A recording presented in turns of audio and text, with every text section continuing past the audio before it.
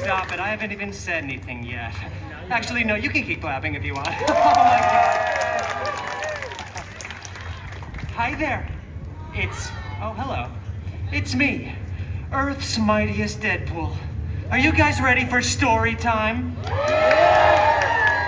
that's good, because I sure have a story to tell. Today's story is a beloved bedtime classic, matched with a very profitable licensing agreement. You guessed it, it's Cinderpool. Oh. You see what I did there? It's Cinderella, and you guys get it. Oh, thank you guys so much for coming. Let's see, where do we start? Once upon a time. You know what, it just feels wrong when I'm doing it with myself. Why don't we all say it together? 1, 2, 3. Once upon a time. See, wasn't that interactive and fun? Well, upon that time, once, Cinderpool lived in a big mansion with his shiny-headed step-professor and a bunch of hideous step-mutants. The biggest one, Colossus, was always making up stupid rules that no one cared about. Like, please stop labeling other people's food in the fridge with your own initials, and for the love of Feige, stop hanging your underpants from the ceiling fan. The other main step mutant, Negasonic Teenage Warhead, oh, such a cool name, was always just texting and rolling her eyes. They were both super jealous because Cinderpool had a much larger fan base. I mean, this isn't story time with Colossus, is it? Well, one day, an expendable non-union extra came running across the mansion grounds, screaming. You see, King Thanos was planning the biggest battle of Phase 3, the last truly relevant phase. Well, Cinderpool really wanted to go to the big battle, but Colossus said, "No, too dangerous. Cinderpool don't know how to be part of team." And then Colossus ripped up Cinderpool's favorite costume, and Negasonic Teenage Warhead, again, just such a cool name, made it explode with her mind powers into a million pieces. Cinderpool was very devastated and felt very vulnerable and exposed. Cinderpool ran out onto the mansion grounds, stumbling for dramatic effect, when suddenly, out of nowhere, a big and very strange, sparkly circle appeared. And from out of that big, strange, sparkly circle walked out Cinderpool's very hairy god-mutant, Wolverine!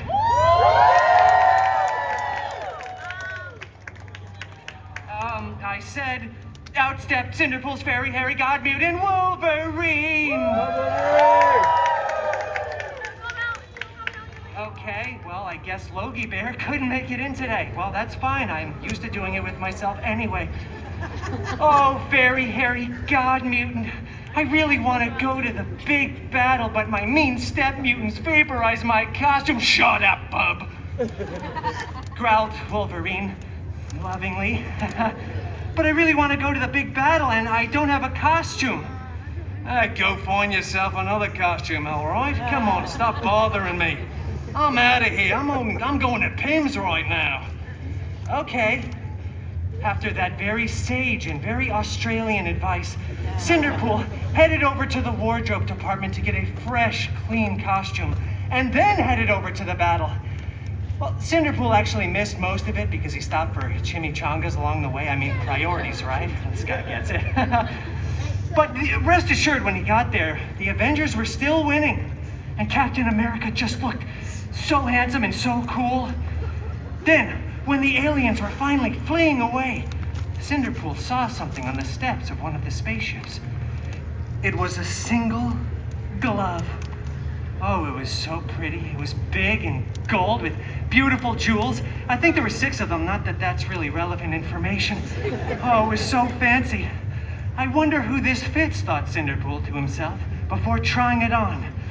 After some clicking, whizzing, and whirring, it fit right to Cinderpool's arm.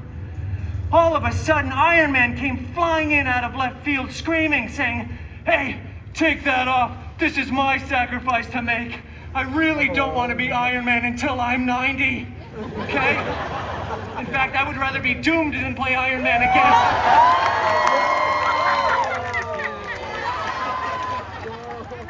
And then, other much less relevant Avengers came running too, saying things like, hey, stop, take that off, that's not a toy. Whatever you do, do not snap. So of course Cinderpool snapped.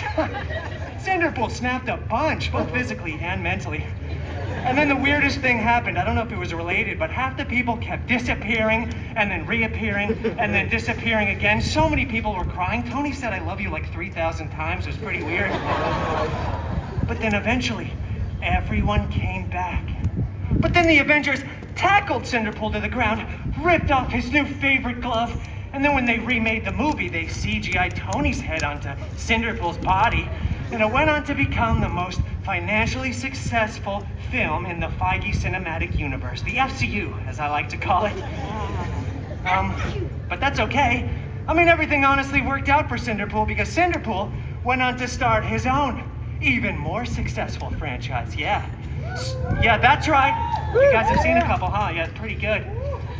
So successful, in fact, that he was eventually invited to be part of the Avengers Endgame 2. Electric Boogaloo. Yep, that's right. In theaters at some point.